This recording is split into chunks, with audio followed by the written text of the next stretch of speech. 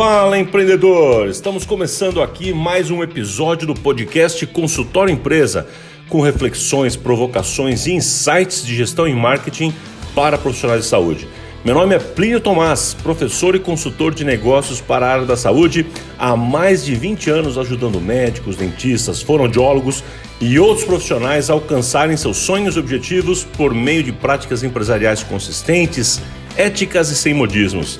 Então, pega papel e caneta, porque está começando mais um episódio do podcast Consultório Empresa.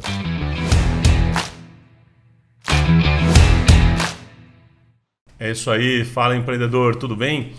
Nessa semana a gente está com um episódio muito bacana. Como você pediu, a gente está trazendo mais entrevistas aqui para esse ano. E essa primeira entrevista da quarta temporada, eu conversei essa semana com um colega, o cirurgião dentista, Dr. Thales Wilson.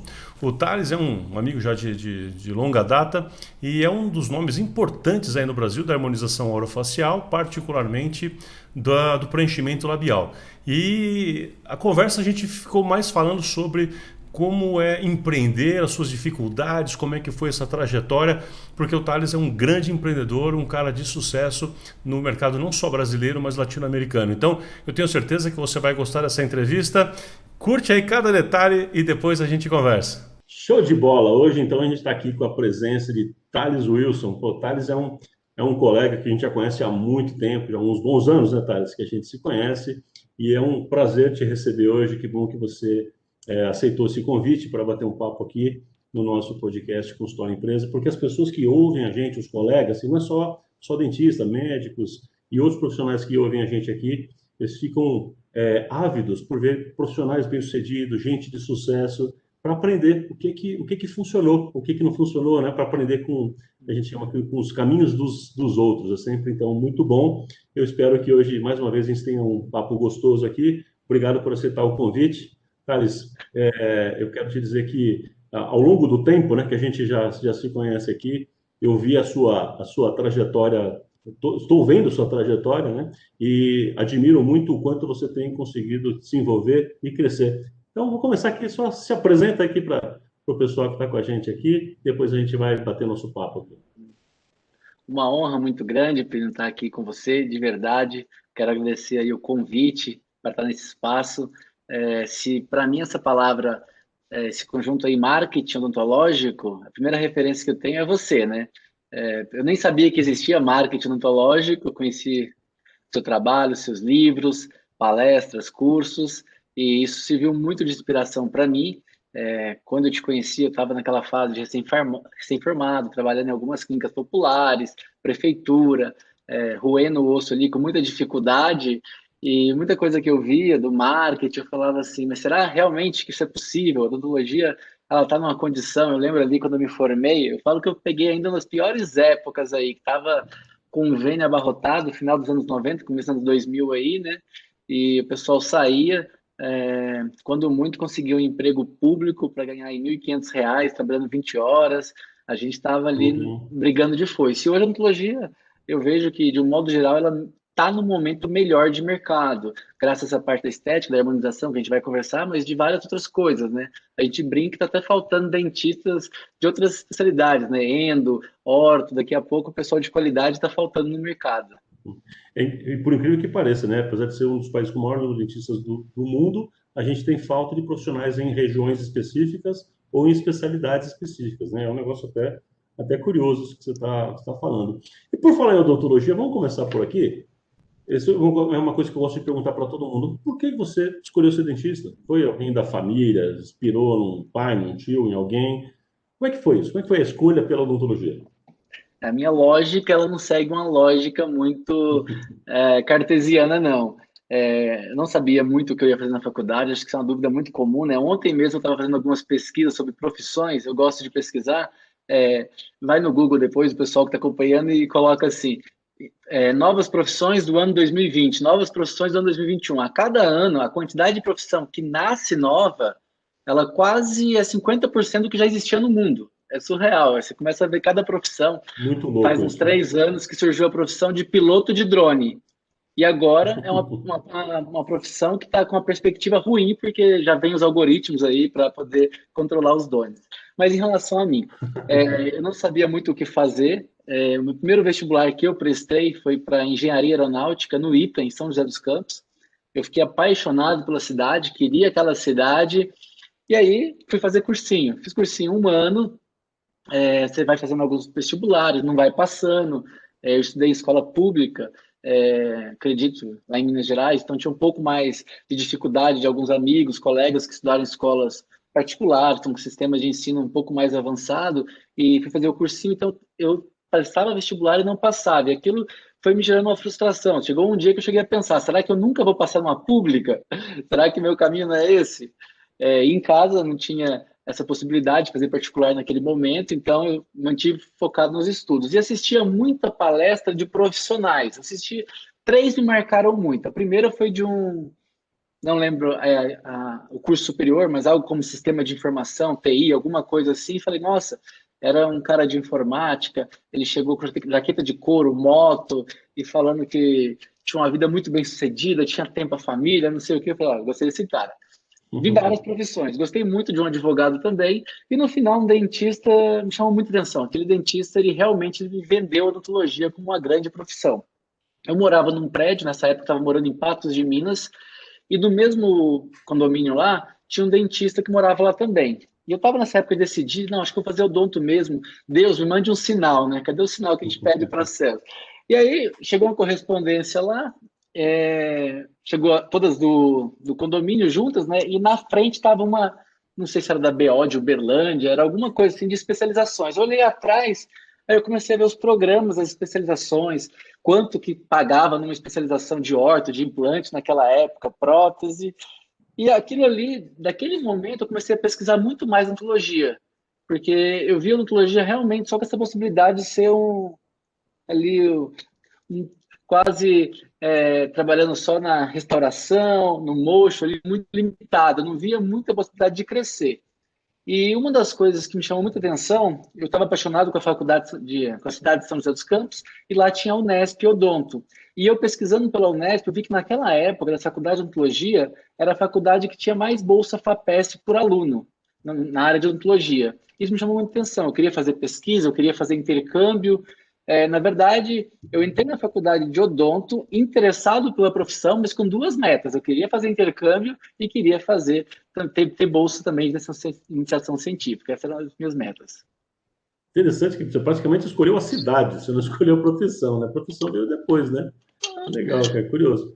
Eu quase fui estudar lá na Unesp também, cara.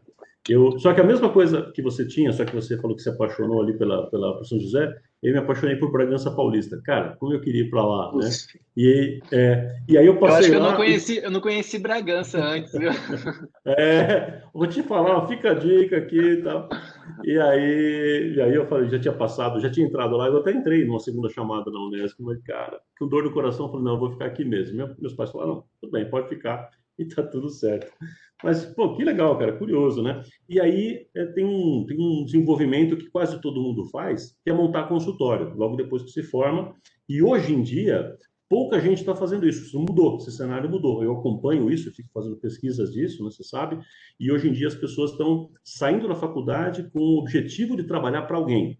Mas quando eu me formei, acho que você também, estava todo mundo indo para... A ideia inicial de todo mundo era montar um consultório. Você montou o consultório? Como é que foi o seu início?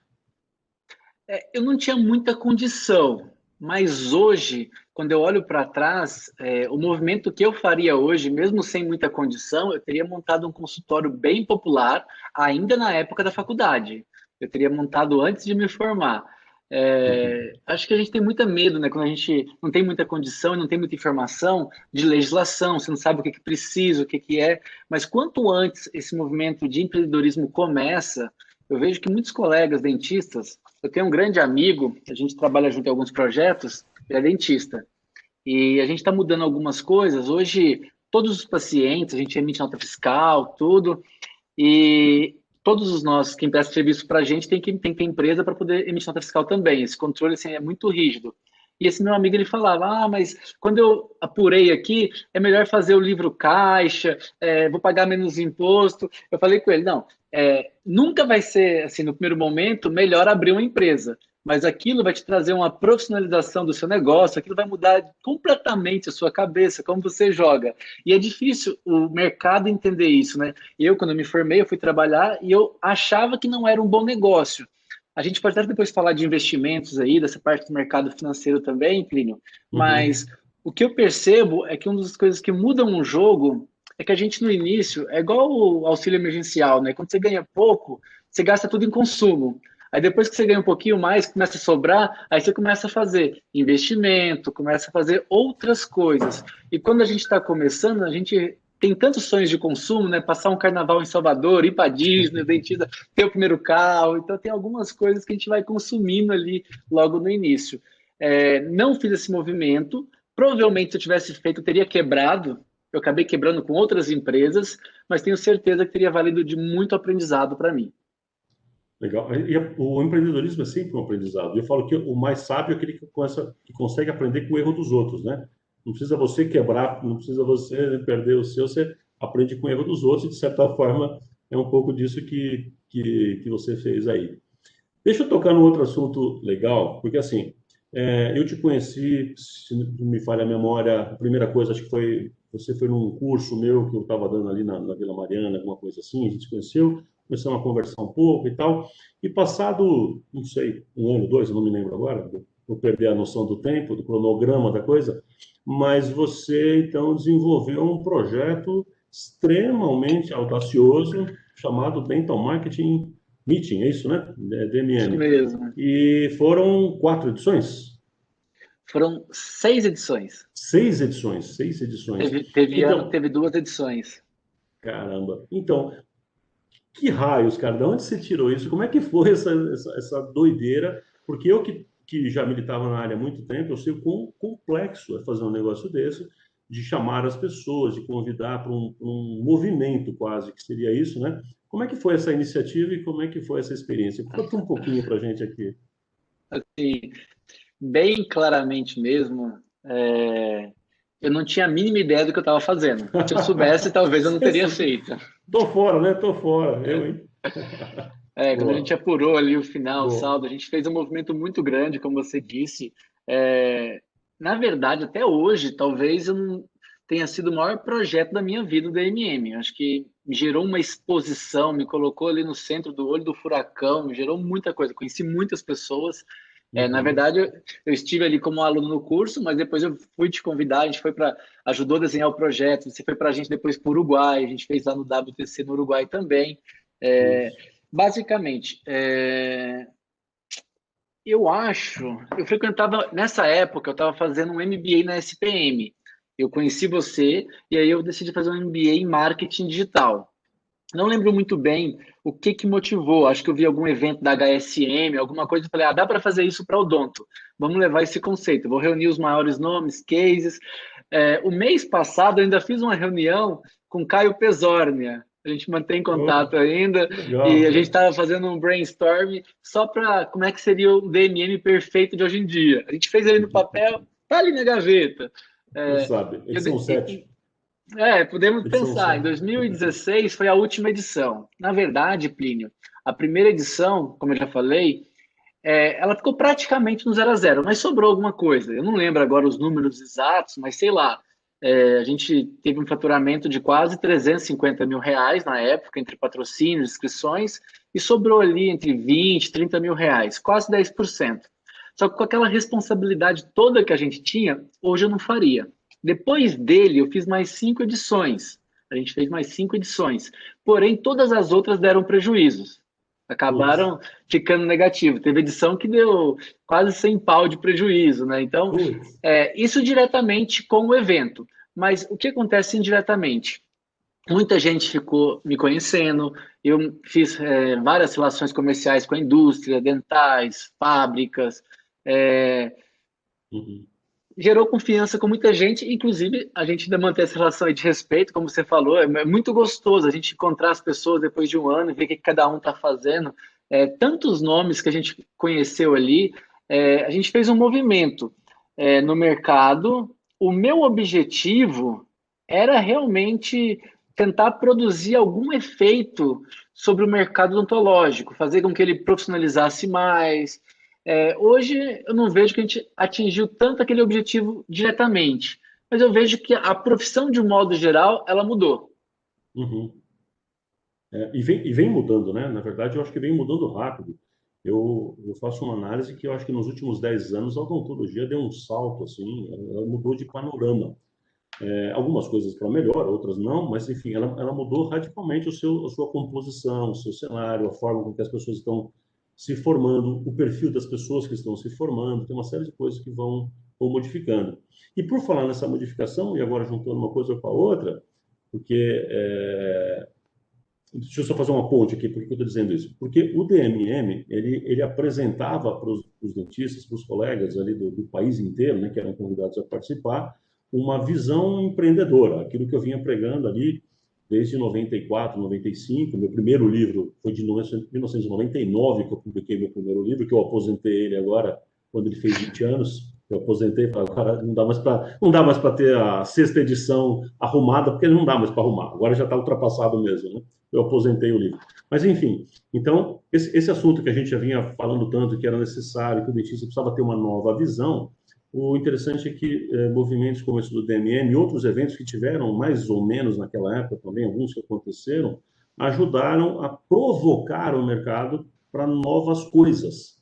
E acho que essa leitura que eu faço, não sei se você concorda com ela, mas uma das coisas que aquele momento aconteceu da odontologia, eu diria que aqueles 3, 4 anos que aconteceram na odontologia nacional, e não foi só o DMM, como eu estou falando, né? O tema inovação surgiu. O tema inovação foi mergulhado na cabeça de todo mundo. Então, dizendo para o dentista, você precisa empreender, você precisa entender que o consultório é uma empresa e tem coisas para fazer. Você pode contar com marketing, porque o marketing, sim, pode ser uma coisa bem legal, é uma ciência, tem ética e tal. As pessoas começaram a entender que isso era factível, que não era uma bobagem qualquer e tal, e começaram a entender que precisavam se renovar, se reinventar de alguma maneira. E logo ali, é quase que um caminho consequente, não porque tenha sido disso, mas foi a carona, foi um impulsionador, começa a surgir a ROF, né? Aumentando, né? A harmonização orofacial começa a ganhar corpo e as pessoas vão vendo que podem ser formas alternativas de se trabalhar com isso. E aí a minha pergunta é, você faz essa mesma leitura? Como é que foi a sua entrada aí na harmonização? Porque você mergulhou de cabeça e hoje se torna um dos maiores nomes, né, de preenchimento labial aí da América Latina e é significativo, porque a odontologia brasileira ela é reconhecida no mundo, ela é reconhecida no mundo e particularmente aqui na América Latina ela é bastante respeitada. E você conseguiu se destacar dentre os destacáveis, né? Como é que é esse processo, se você concorda com essa leitura, e como é que foi a sua inserção nisso, essa sua migração para esse lado? Muito bem. Vou voltar um pouquinho no DMM, mas antes, eu acho que você nem sabe, mas eu fazia ROF antes do DMM. Eu trabalhei com Ah, ROF não por sabia, não quase um sabia. ano, só que em 2011 o CFO emitiu uma resolução 112, assinada ali pelo Rubens Cortiel na época, proibindo o dentista de trabalhar com ácido hialurônico, toxina botulínica. E naquele momento, eu era muito novo. Eu entrei na ROF, eu estava com menos de um ano de formado, eu já entrei, só fazendo botox, um pouquinho de preenchimento, sabendo muito pouco, mas estava começando ali. E quando saiu aquela resolução, o meu mundo caiu. Eu estava apostando muito naquilo e eu falei, eu acho que isso não vai reverter. O dentista não vai conseguir, os médicos não vão deixar os dentistas voltarem a fazer. E naquele momento, começou a piorar o meu mercado, eu falei, não, vou me dedicar a marketing, vou sair da odontologia, não quero mais calçar luva. Nunca mais eu vou ser dentista. Esse mercado tão difícil, tão sofrido aqui para crescer. Vou trabalhar com gestão e tal. Essa foi um desenvolvimento da minha cabeça. Comecei a fazer ali o MBA, tive alguns movimentos, montei uma agência também antes do DMM, ao Cubo, uma agência de marketing digital. A gente fazia logo para dentista, para médico, site, esse tipo de coisa. O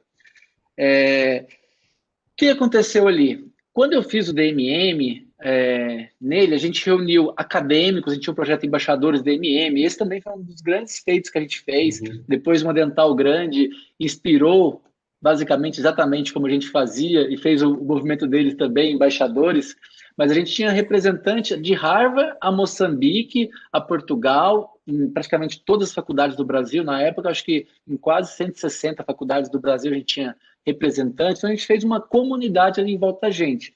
E o evento ali com as 3 salas, que a gente também reuniu secretárias, dentistas e patrocinadores, a gente chegou a quase 1.000 participantes ali no total na primeira edição. Foi um feito assim muito grande e eu saí com algumas visões do mercado.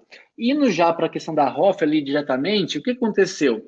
Eu montei agência, eu montei uma marca de roupa, fabriquei sapatênis, não lembro se você lembra disso. Não, não lembrava também não. Essa eu montei acho que em 2014. No ano seguinte ao DMM, eu montei uma marca e aí foi onde acho que foi o pior negócio que eu já fiz na minha vida e tive um grande aprendizado. Jamais fazer um negócio que você não entende nada. Eu fiz um plano de negócio ali com o Sebrae, mas de verdade eu não conhecia o mercado. E quando eu fui conhecer na prática, eu falei, quero a Odonto de volta. Aí ficamos ali com os eventos, com os cursos, e eu fui provocado por um colega nosso que trabalha aí um pouco parecido com a gente, nossa área aí de negócios, business. Ele falou comigo, eu estava dando um curso na época, a gente tinha alguns cursos de marketing, esse curso chamava Ciclo de Marketing Ontológico, e tinha um curso Marketing e Captação de Clientes. E ele estava lá no curso e falou, se isso funciona e é tão bom mesmo, por que você não usa para você? Por que você não é um dentista referência conhecido? Eu lembro que eu contei isso para minha namorada na época, hoje minha esposa, Natália, e eu fiquei muito mordido. É difícil alguém me provocar a ponto de tomar uma decisão. E eu falei assim, olha, eu vou voltar a atender. E aí, isso era em 2014, mais ou menos, falei, vou voltar agora, fiz um planejamento e eu falei, bichectomia. Bichectomia vai explodir, eu vou me preparar, vou estar bem preparado para isso. E foquei muito em bichectomia. A gente fazia muito, Plínio, assim, é absurdo o que a gente fazia de cirurgia particular, cobrando ticket médio altíssimo. Aí eu falei que o DMM talvez eu não tenha conseguido movimentar tanto o mercado, mas na bichectomia eu fiz uma coisa que eu não queria ter feito. A gente destruiu o mercado, porque a gente deu muito curso e quando tinha médico em São Paulo cobrando até 19 mil reais na bichectomia, uns 2, 3 anos depois, tinha dentistas cobrando 300 reais na bichectomia em São Paulo. A gente viu esse movimento assim, tanta gente começou a fazer. A gente ministrou curso na América Latina, nos Estados Unidos, foi uma coisa muito assim, muito forte para mim. Em 2016, quando a gente estava ali fazendo o último DMM, a gente também fez um congresso novo, a gente fez paralelo, chamava CIOF, Congresso Internacional de Odontologia Funcional e Estética, que aí a gente trouxe a ROF também. Foi um dos primeiros grandes congressos desse mercado aí. Isso foi em 2016. E ali estava aquele monte de aluno, né, de bichectomia, aquela coisa acontecendo. O que eu percebi ali naquele instante? Estava vendo esse movimento, esse declínio do valor, estava mudando, e eu fiz outra análise. Eu falei, o que eu posso bombar daqui 5 anos? O que lá para 2021 vai ser o principal procedimento? E comecei a estudar. E eu identifiquei o preenchimento labial, que naquele momento, acho que isso é importante falar, eu não gostava de fazer. Eu fazia preenchimento labial e achava que ficava artificial, que parecia um bico de pato. Eu não gostava muito do resultado. As pacientes pagavam, saíam felizes, mas eu fazia muito pouco. Eu fazia 2, 3 por semana. Naquele momento era muito pouco. E em 2016, ali no meio de 2016, eu decido assim, quero me tornar... Naquele momento a decisão foi essa, quero ser o número 1 do mundo de preenchimento labial. Então, como que eu vou ser? Eu vou participar dos maiores congressos do mundo e onde tiver um curso diferente, artigo científico, tudo que tiver a ver com preenchimento labial, eu vou estudar. Isso foi 2016.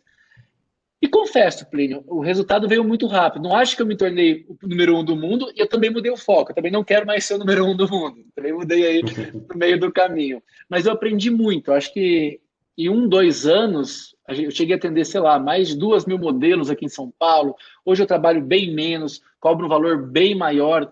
Agora, daqui a pouco mais tarde, eu ainda tenho uma paciente hoje, mas atendo terça-feira, geralmente é um dia que eu atendo muito, e os outros dias da semana atendo um ou outro paciente bem espaçado. Não é o meu foco.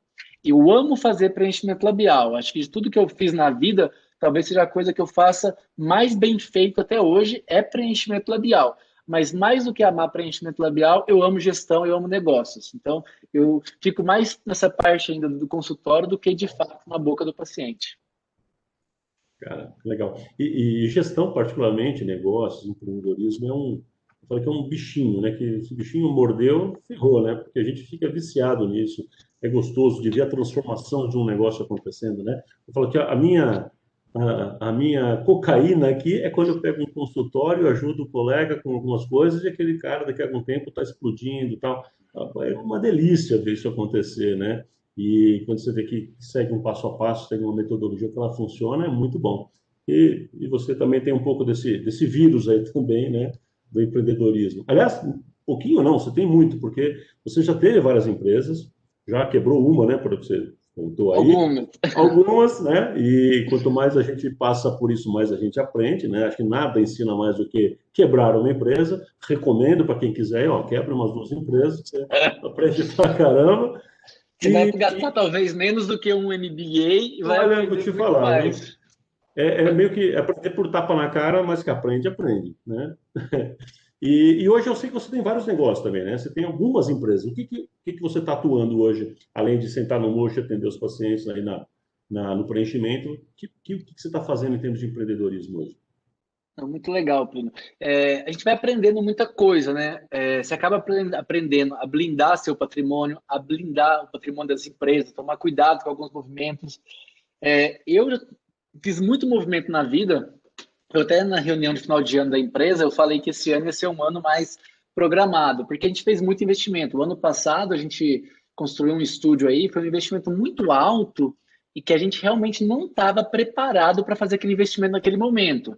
No fim, acabou vendendo, se pagou, ficou ali no 0 a 0. Mas em vários momentos da vida, eu fiz investimento muito caro em computador, em lente. Né? Você vai comprar uma câmera profissional aí para filmar, essa Sony Alpha nova, mais uma lente boa, você vai gastar aí mais de 30 mil reais só na lente. Aí tem a luz, tem o estúdio, tem o som, tem o microfone, tem gravador, tem um monte de coisa aí nesse meio. Aham, Então o investimento acaba sei sendo bem. muito alto. Em relação a essa parte de várias empresas, no começo muita gente criticava, né? Achava isso, ele não é competente, não vai aprender. Eu realmente não tive essa educação, eu não sabia como ser, mas eu sabia onde eu queria chegar. Então eu procurei estudar muitos cases, sou apaixonado por biografia. De tempos em tempos eu estou acompanhando alguns cases, né? Sei lá, Jorge Paulo Lema, tem alguns casos aí que eu sempre estou estudando como foi feita a gestão. Hoje eu olho para o meu negócio, eu não estou no consultório agora, né? E ele está funcionando. Então a roda tem que estar girando sem eu que tenho que estar ali e a equipe tem que estar me vendo pressionada para trabalhar. Não, eu posso ficar uma semana fora, posso mudar de país que o consultório vai continuar. Essa é uma preocupação que eu tenho muito, de fazer a gestão, os processos funcionarem muito bem sem a minha presença. Eu venho estudando muito isso. Uma das metas que a gente criou em outubro do ano passado, a gente não conseguiu emitir ainda, era transformar o consultório em papel zero. Eu quero que não tenha nenhum tipo de papel no consultório. Isso é um desafio nosso. A gente está trabalhando Uhum. nisso. A gente já criou várias coisas. Hoje mesmo eu estava olhando outras coisas de certificado digital, assinatura digital, para a gente poder implementar. A gente começou a usar o Adobe Fill, que muita gente usa, mas não tem um certificado digital, a pessoa só assina mesmo. Então a gente ainda está discutindo isso com advogados, com várias coisas. Uma coisa que eu aprendi com esse movimento das empresas que eu tenho hoje, em alguns momentos, quando eu fiz o DMM, eu fiquei muito exposto, né? Quando eu entrei na bichectomia, eu lembro que muitos médicos me denunciavam para o CRO, para o CRM, CFO, CFM, como se eu estivesse fazendo exercício legal da medicina. Eu acabava me expondo muito. Então, você vai aprender, né? O que pode publicar nas redes sociais, o código de ética, antes e depois, que antes não podia, né? Agora pode, muita coisa foi mudando isso daí. Mas os negócios que eu tenho hoje, eu tenho um negócio que é muito simples, que ele é tipo conta de padaria. Eu tenho uma estrutura física que a gente faz alocação do espaço, um coworking para quem ministra cursos na área de odontologia, tem toda a questão de infraestrutura para implante, para orto, periodontia, mas o foco mesmo é ROF. Então, hoje, os principais nomes do Brasil, eles vêm aqui na nossa escola, aqui em São Paulo, que, na verdade, ela não é uma escola, ela é só um espaço de locação e eu mesmo, as minhas outras empresas, locam esse espaço quando eu estou ministrando o curso. Isso também as Uhum. pessoas não conseguem entender. Eu tenho um sócio nessa operação, que ele faz a gestão praticamente toda dela. Então, as pessoas, mas eu sou seu amigo, me dá um desconto. O pessoal lá internamente da equipe sempre fala, quando alguém fala isso, é para aumentar o preço, porque aqui dentro ninguém tem essa liberdade, não. Privilégios. Ninguém tem privilégios, né? Isso é muito importante no negócio, né? Isso é uma coisa que quebra muito o consultório, né? Eu atendia muito modelo, fazendo um paralelo aí, e o pessoal, elas estão muito acostumadas, né, a fazer tratamento de graça. No começo eu dava um desconto, não lembro agora exatamente, mas algo como 40% de desconto para agência, para profilaxia, para clareamento. Esse era um acordo que eu tinha com a agência, a gente consultou o CRO, fez tudo direitinho na época lá. Isso me gerou muito paciente no início, mas a margem, obviamente, não existe mágica. Tira 40%, você estava quase Sumiu. pagando para trabalhar. E eu vejo que hoje muita gente, nessa época de influencers, estão fazendo muita coisa de graça e a conta não está fechando. Depende, né? Quanto tempo você consegue ter fluxo de caixa para aguentar isso, mas normalmente fazem se ter um planejamento real do que está custando. Naquele momento, isso para mim valeu a pena. Além dessa parte aí, eu tenho uma parte que é a clínica, que é nova. Hoje a gente tem lá, na equipe, são mais de 10 colaboradores, tem profissionais, são 5 dentistas que atendem lá, além de mim, que fazem toda a parte de harmonização. A gente não faz nada que não seja harmonização. Então, às vezes tem aluno nos cursos, eles falam, nossa, mas será que é possível viver só com harmonização no consultório? Eu falo para eles, não, é possível viver só com botox, é possível viver só com preenchimento labial. É possível. Você pode montar um negócio, eu sempre falo, que é um negócio extremamente lucrativo, é uma clínica que só faz toxina botulínica. É algo muito simples. Eu até tenho um case, eu desenhei alguns projetos para fazer só toxina botulínica, só para fazer preenchimento, até sem autoclave, usando tudo estéreo. Até tem uma brincadeira que quando você coloca na ponta do lápis, o descartável, que é mais caro, ele fica mais barato, porque você tem que esterilizar, tem que ter alguém para cuidar daquilo, tem a questão da luz, tem que colocar tudo na ponta do lápis, mas surpreende quando a gente faz tem o laudo da autoclave, tem um monte de coisa que a gente coloca aí nessa conta e faz sentido. E além disso, hoje, esse foi um movimento que não foi natural, eu trabalho com cursos aí há quase 10 anos, mas hoje, 2021, a minha principal empresa é a Facial Harmony, que a gente ministra cursos, principalmente cursos online, e mais de 65% dos nossos alunos estão fora do Brasil. Então, foi um movimento que a gente foi fazendo nessa época de pandemia, de quarentena, a gente já tinha esse nome no mercado, e aproveitando esse nome, a gente focou naqueles mercados que a gente tinha maior potencial de crescimento. E graças a Deus está indo muito bem. Nossa, muito bom, cara. É legal. Não sei como você tem tempo de fazer todas essas coisas, né? As pessoas me perguntam isso também, mas Plínio, como é que você consegue tudo isso? Dá um jeito. E eu tô vendo que você é mais ou menos assim também, né? Fazendo várias frentes. E quando a gente faz isso de forma apaixonada, a gente vai fazendo tranquilo. Não é nem pesado, né? É tranquilo. Eu considero, a gente sabe tudo como é que foi 2020, eu tive muitos problemas ali nos primeiros 40 dias, eu fiquei acho que 20 dias ali na quarentena sem faturar R$ 1, sem emitir uma nota, Plínio. E Puxa. pagando folha, a gente não cortou nada, a gente tentou manter, a gente sangrou um pouquinho, tentou estruturar, a gente, para não ficar louco, a gente fazia 3, 4 reuniões com a equipe só para ficar conversando, se aproximando, mas você falou, como você tem tempo? Eu acredito que eu estou no melhor momento da minha vida hoje e, de verdade, eu nunca tive tanto tempo para mim e para minha família. Voltei para academia, voltei para bicicleta, e eu acho que o grande segredo realmente está nos processos e na equipe que Uhum. faz a gestão. Uma das empresas eu tenho um sócio, Uhum. outra eu tenho 2 sócios. Então, cada um tem a sua responsabilidade. Eu tenho algumas coisas, obviamente, que me tiram sono, que me dão um pouco mais de trabalho, mas tendo essa estrutura que eu não preciso ficar envolvido com a operação, eu posso só olhar os indicadores e fazer os movimentos mais estratégicos, isso tem me dado muito prazer. Cara, é excelente ouvir você falando isso, porque é exatamente esse tipo de inspiração que a gente quer passar para as pessoas que seguem aqui a gente do podcast. Porque quanto mais a gente tem processos bem definidos, um modelo de negócio que funciona, quanto mais eu tenho a distribuição das funções corretas para cada colaborador, né? Quando tudo isso funciona, eu consigo ficar, que é exatamente o que você falou, comandando os indicadores e apertando o botãozinho, né? Eu abro uma torneirinha, fecho outra torneirinha, e é olhar para o indicador e tomar decisão. Olhar para o indicador e tomar decisão. Isso é fazer gestão.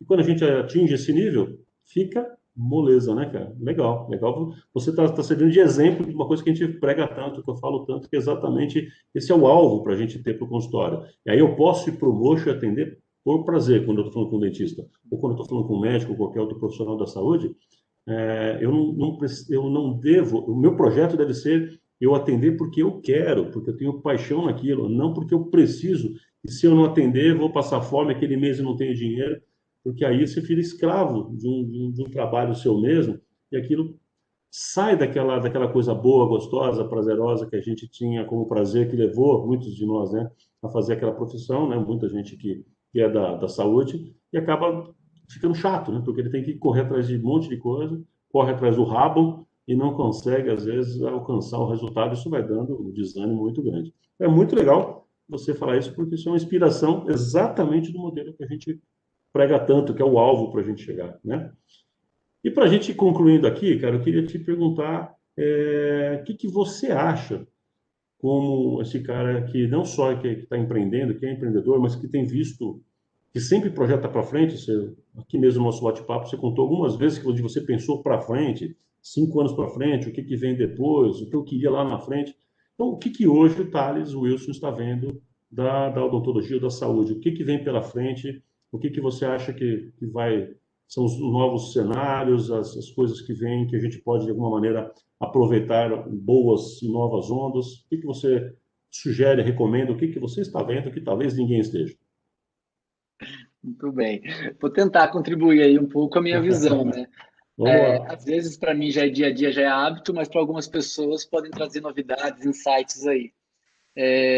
Eu sempre estou procurando, eu tento me conectar. A gente conversou aí essa semana, eu falava, eu procuro estudar muito. Eu vejo que 3 temas hoje são temas mundiais: blockchain, inteligência artificial e computação quântica. Esse ano, os Estados Unidos está previsto, né, lançar a moeda digital deles, a China, e também o Facebook. O Facebook lança também esse ano a moeda digital deles. O Brasil está previsto para o ano que vem. Na verdade, o Pix é algo fantástico que o governo criou. O governo só criou o Pix pelo movimento do WhatsApp ali, que estava começando a criar transferência. Estava testando um teste no Brasil e aquilo ali foi um acelerador para que o Pix saísse. E é fantástico o Pix fez, né? Eu sou muito ferrenho, crítico aí, essas taxas que a gente paga aos bancos, várias coisas que existem no mercado, e o Pix veio para democratizar muito, né? Eu mesmo hoje ainda tenho umas 4 contas em bancos tradicionais, mas do ano passado para cá eu fechei umas 6 contas em bancos tradicionais. Eu não suporto pagar taxas mais sem eu ver necessidade de pagar aquilo. Então, aquele banco cobrava, sei lá, para fazer uma transferência, cobrava para fazer alguma coisa. Agora com o Pix não tem mais, mas com essa possibilidade dos bancos digitais aí, tem tanta coisa nova aí, eu vejo que o mundo mudou muito Uhum. e o jeito de lidar com o dinheiro também. Então, até quanto a gente cobra um serviço, no caso, falando da odontologia, da saúde, né? Isso deve sofrer também alteração aí nos próximos anos aí. O que que eu espero da odontologia? A gente tem aquela máxima, né? Para falar a verdade, eu não tenho esses dados atualizados, Plínio. Quantas pessoas no Brasil hoje nunca foram no dentista? A gente tem umas coisas assim, né? A gente trabalhava muito com isso. Esse número, a gente vê alguns movimentos aí, franquias aí atingindo mais de 1.000 unidades, discutindo IPO, fazendo alguns movimentos aí bem grandes. Eu vejo que a odontologia hoje, ela meio que se segmentou, já fazem uns 5 anos, na verdade, em uma coisa bem estética e uma coisa bem de saúde. Isso a gente viu acontecer. A Uhum. expectativa, assim, na minha visão, para os próximos anos, é que vai haver ainda um pouco mais dessa nutelização da odontologia. Cada hora surge Uhum. um produto novo, uma coisa diferente. E eu vejo realmente uma divisão da harmonização facial.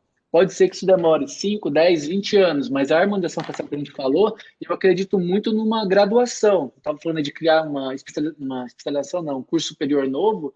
Acho que não demora um país, ou pode ser até o Brasil, criar um curso superior de harmonizador facial. Eu recebo muitas perguntas por direct. Poxa.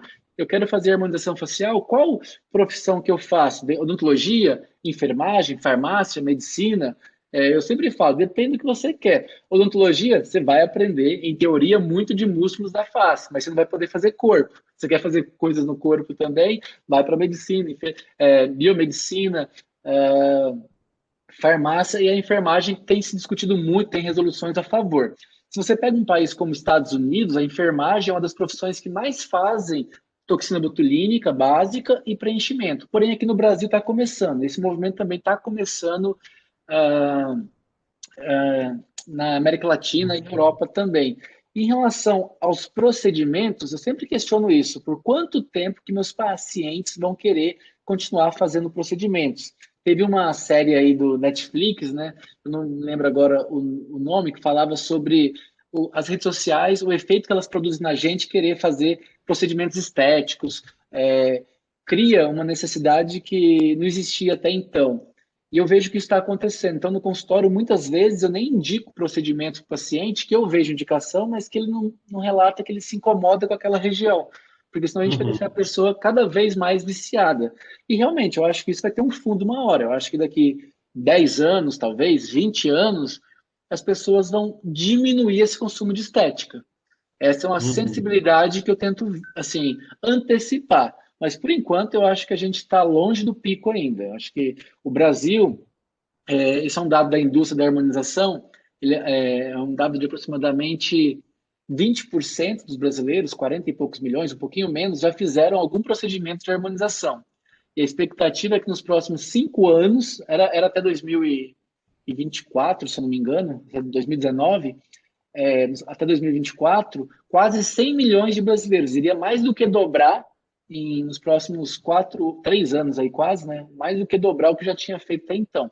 E a vantagem deste mercado é que a maioria dos procedimentos são recorrentes. A pessoa faz até mais de uma vez por ano. Então tem Uhum. toda uma indústria aí em volta. Acho que seria Puxa. um pouco isso. Uhum. Cara, legal. Bom, vamos ver. Tem que esperar e pagar para ver como é que a gente vai caminhar. Mas eu achei interessante, eu não tinha visto desta maneira de uma possível criação de uma profissão nova, né, que vai direto ali na harmonização, né? Eu vejo hoje os movimentos, no Brasil particularmente, movimentos muito fortes para barrar esse tipo de coisa, né? Mas vamos ver o que vem pela frente aqui. Thalissa, a gente está estouradaço no nosso tempo aqui. A gente Desculpa. até já extrapolou bastante, mas é que o nosso papo está tão bom que a gente está indo. Mas, né, já era para ter acabado faz tempo, mas eu falei, não, vamos mais aqui, que está muito bom. Super obrigado aí por sua participação. Quer deixar algumas palavras finais? Como é que as pessoas te encontram? Como é que as pessoas descobrem seus cursos? Deixa uma mensagem final e uns contatos seus, o que você quiser, mensagem final aí. Muito obrigado pelo convite, Plínio. Foi um prazer te ver depois de tanto tempo aí, por mais que seja pela telinha aí, foi uma honra muito grande estar aqui nesse espaço. Eu estou principalmente no Instagram, acho que é meu grande laço aí, é @Dr. Tales com H, Wilson com W e N de navio no final. Por lá me acham, lá eu compartilho muito do meu dia a dia, o que eu faço, novos projetos. E de mensagem final para o pessoal aí, busquem empreender mais. Acho que tudo que eu venho fazendo na vida, você comentou agora mesmo aí, demorou 10 anos para eu ver acontecer realmente que a gestão funcionava. E eu confesso, muitas vezes eu cheguei a duvidar, a questionar que eu nunca ia chegar nesse dia. E hoje eu vejo que valeu muito a pena esse esforço nesse tempo. Uau, que bom, cara, que bom. Show de bola, Thalys. Mais uma vez, obrigado por sua presença, pelo tempo que você dedicou com a gente. Manda um beijão para a Natália aí também. A gente está com uns projetos novos aí, eu acho que vai ser bacana, os projetos que a gente está conversando ali também. Tomara. Muito sucesso para você. Certamente a gente se encontra por aí bem breve aí, tá bom? Em breve, se Deus quiser. Forte abraço, Deus te abençoe, cara. Até mais. Valeu, Plínio, um abraço. Viu só? Não falei que você ia gostar? Certamente gostou, né? Você viu coisas interessantes, né?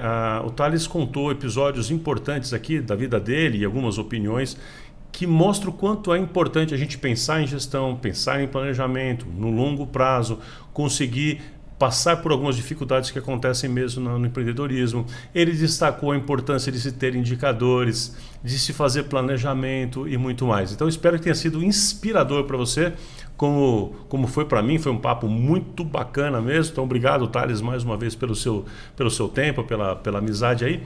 E você, se você gostou, tem gostado do projeto, do nosso movimento Consultório Empresa, então chacoalha outras pessoas, pega os seus colegas, outros médicos, dentistas, fisioterapeutas, seus amigos, conta para eles desse nosso podcast aqui, espalha para ele, manda o link e tenho certeza que vai ser muito útil para essa pessoa também e mais pessoas se agregando à nossa comunidade. E lembra, estou te esperando lá também na nossa comunidade no Telegram. Procura lá, entra no Telegram, procura por Consultório Empresa, né, pelo grupo Consultório Empresa que eu te espero lá. Não achou o link? Entre em contato comigo que eu te passo. E por fim, só para dizer, para não esquecer, se você tiver uma pergunta, um comentário, quiser participar comigo aqui do episódio, manda sua pergunta ou seu comentário, de preferência num vídeo horizontal, gravado assim na horizontal com o próprio celular, ou então até pode ser um áudio se você quiser, e vai ser muito bom a gente ter essa interação. Fico te esperando aqui. Um forte abraço, boa semana e a gente se vê.